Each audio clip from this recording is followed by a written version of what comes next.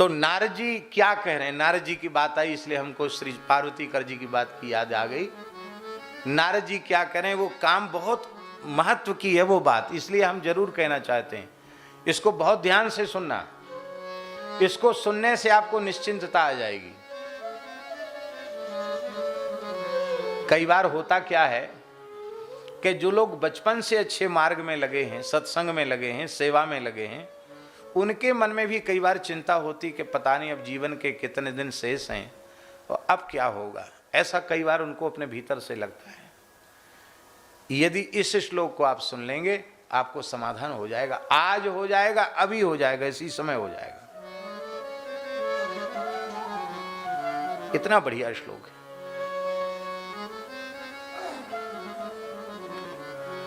यथैहिका मुस्मिक कामलंपटः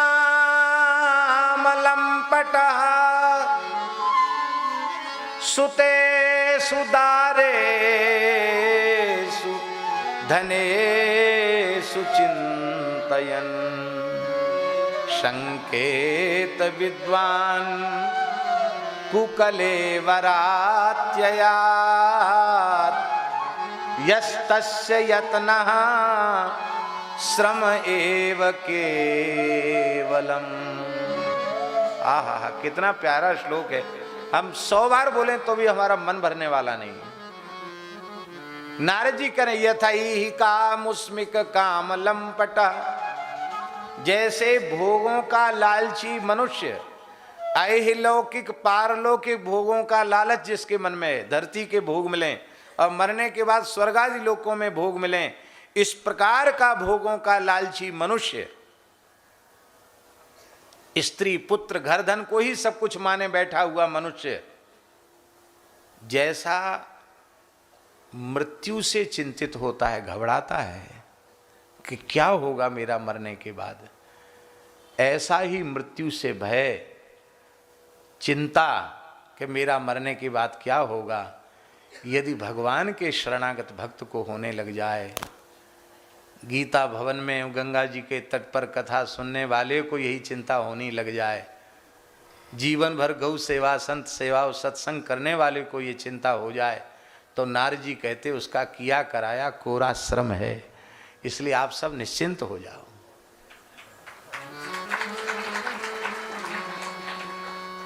हमारा क्या होगा ये चिंता सबके भीतर पैदा होती नहीं। और आप लोग तो कैसे भी हो, आप सेठ जी का नाम लोगे, भाई जी का नाम लोगे तो भी ठाकुर जी की कृपा हो जाएगी, स्वामी जी का नाम लोगे तो भी कृपा हो जाएगी। कोई चिंता की आवश्यकता नहीं, बस इतना स्वीकार कर लो कि हम चाहे जैसे हैं केवल भगवान के ही हैं और केवल भगवान ही हमारे, बस।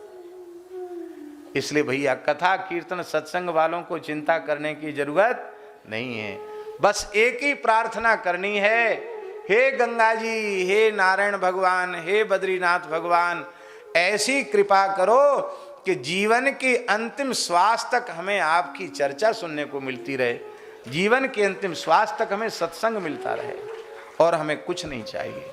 बोलो भक्तवत्सल भगवान की। इसलिए मरने से मत घबराओ। क्यों? गोस्वामी जी कह रहे हैं,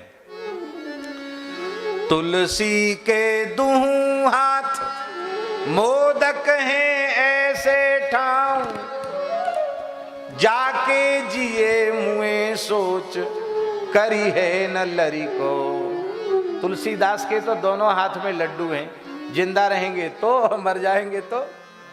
जब तक जिंदा रहेंगे सत्संगी तो खूब सेवा करेंगे, खूब राम राम करेंगे और खूब राम राम करवाएंगे।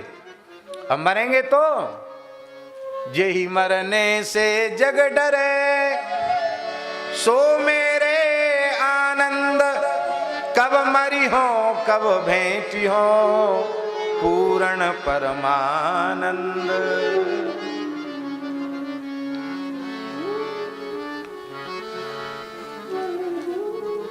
अच्छा एक बात बताओ, आपकी बेटी है, पुत्री, अब पुत्री जब अपने मायके से ससुराल जाती है तो रोती है कि नहीं? रोती है, क्योंकि उसकी माँ रोती है तो फिर वो भी रोती है, और सखियां भी रोती हैं, ननद भी रोती हैं, सब रोती हैं। अब आजकल की रोती होंगी कि नहीं हमको पता नहीं।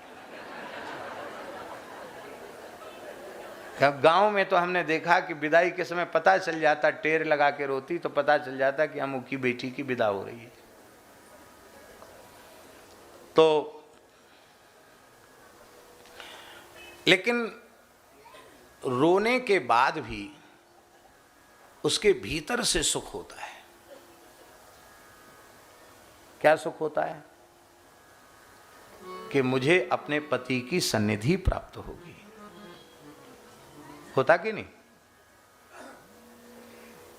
ऐसा तो नहीं कहती कि ठीक है अब रो मत तुम, हम भी यहीं रह जाते हैं, और तुम रोना होना क्या है, अब तुम यहीं रहते हैं, जाने दो। ऐसा तो नहीं होता? होता है ऐसा?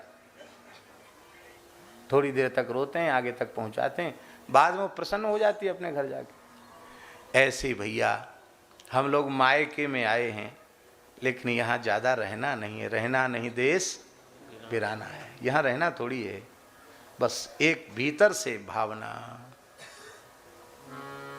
अब गाएंगे नहीं ज़्यादा। सजनी चलुआ पिय के देश, चलुआ पिय के देश, सजनी चलुआ पिय के देश, प्रियतम के देश चलो। प्रियतम के चरणों में पहुंचे बिना उस पुत्री को अपने घर में माता पिता का वात्सल्य भी सुखी नहीं कर पाता है। संसार का प्रेम भी तुम्हें बांध न पावे, सुखी न कर पावे, ये हुक उठती रहे, सजनी चलवा पिए के दोष, वहां चलो, बस आनंद है। फिर तो जीवित रहोगे तब तक राम राम होगा, मरने के बाद भी ठाकुर जी की गोद मिलेगी, इसलिए कोई चिंता नहीं करनी है। नारद जी महाराज की जय।